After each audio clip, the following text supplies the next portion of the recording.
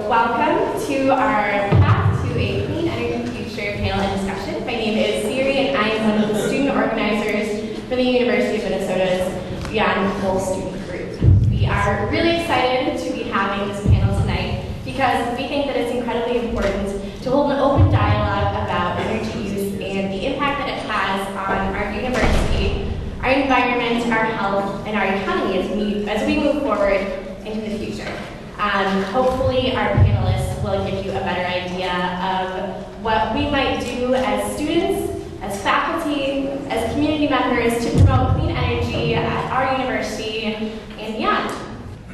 We released a report last year showing that there are still 6 campuses in the United States, 60, that are using coal to meet their energy needs. 60 out of more than 1,000 campuses in the United States. And when you look across the country today, whether it's Fairbanks, Alaska, or Brigham Young University in Provo, or here at the University of Minnesota, students are saying, enough.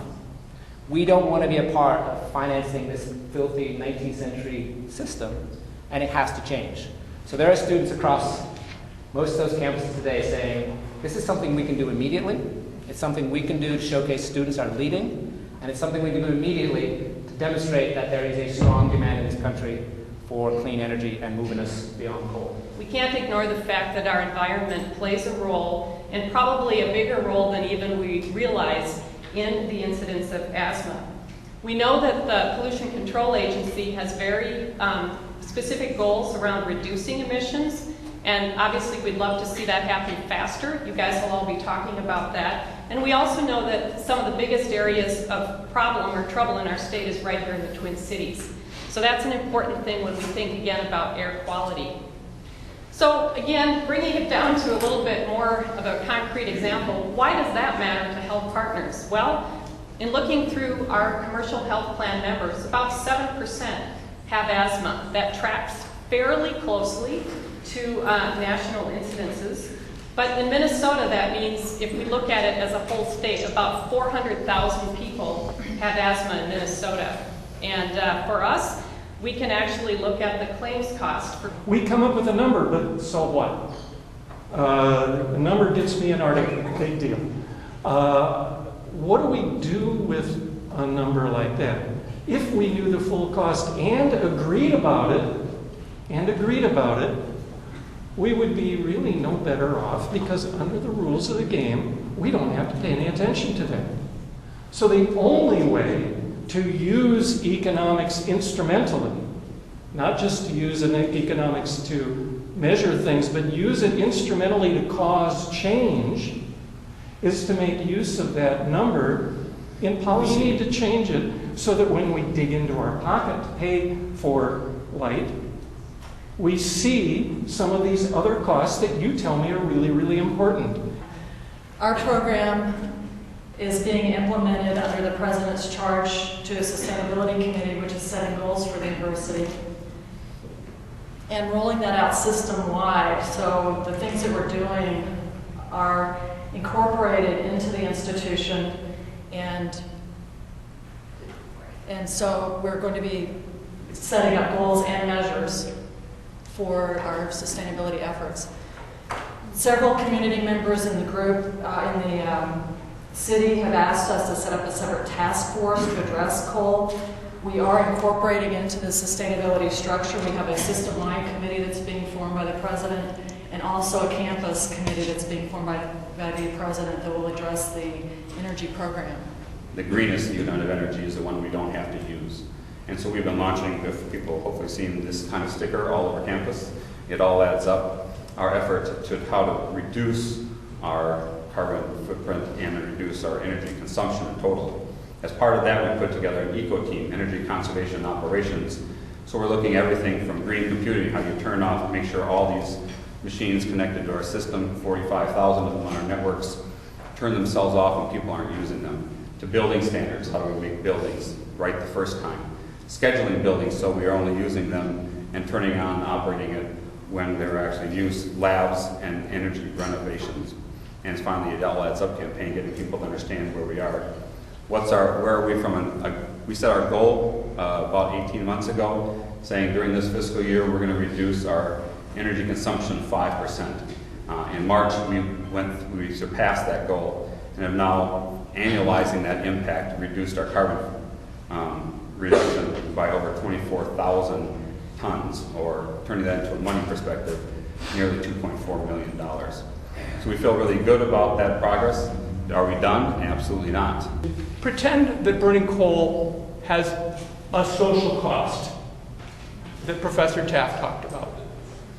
Pretend that dumping CO2 in the atmosphere actually costs real money, that would we pay right out of our pocket, be a true financial cost. Because guess what?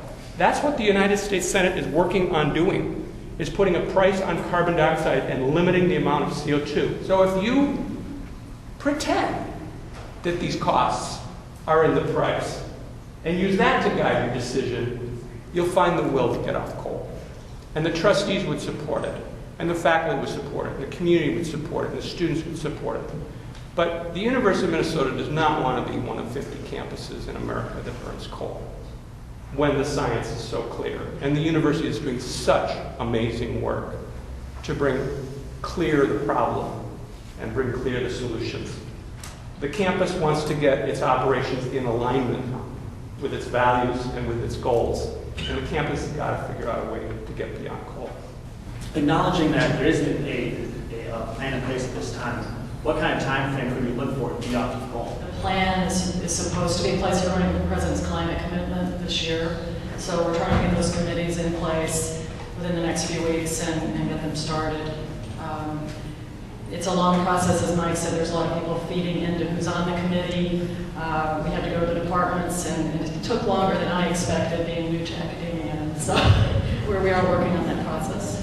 Wondering if we could get a more specific look at what the sustainability studies might look like in 5 years or in 10 years,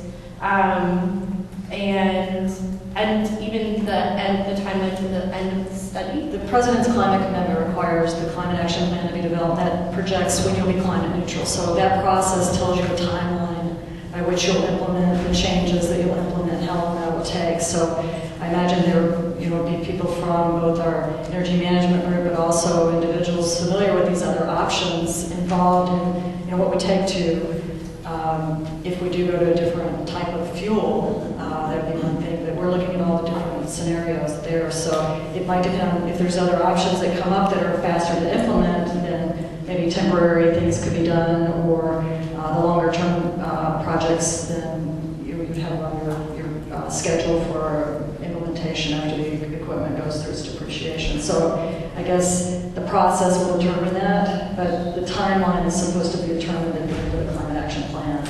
So some schools have said 2050, some schools have said 2030, some have said 2 years from now. Whether they're implementing it on that schedule or not is yet to be determined. So I think only one or two have actually gone to climate neutrality, and they've been fairly small schools with some fairly small programs. The amount of reduction we got through our 5% reduction was greater than their full carbon footprint. So we're at a different order of scale than some of these other schools, and that's been one of the challenges that we face and the solutions. Just to re-emphasize, I think you got a question a couple times. So what's the future on coal? And right now there's sort of a lot of no answers. So I think you're going to keep getting that question until there's the answer can't be we're going to keep burning coal to 2050, I assume, because you sort of implied that by saying we may go to 2050, and just sort of thinking about where's the end point here and